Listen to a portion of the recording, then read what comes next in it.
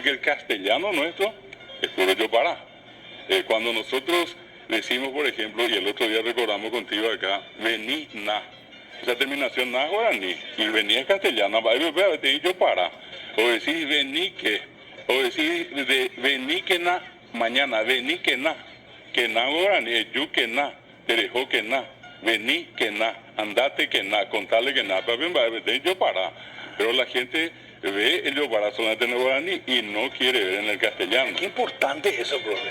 Cuando nosotros decimos, comúnmente en una pregunta, la pregunta pues no está completa si es que no le agregamos el pa que el otro día comentamos también. ¿Qué pa? ¿Qué pa querés? Vopa te fuiste. Ni siquiera es vos con S, es vos.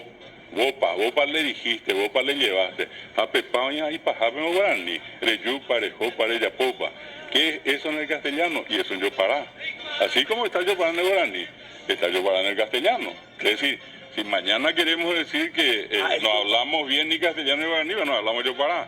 Pero en realidad hablamos los dos idiomas, que es lo más importante, porque entendemos las dos lenguas.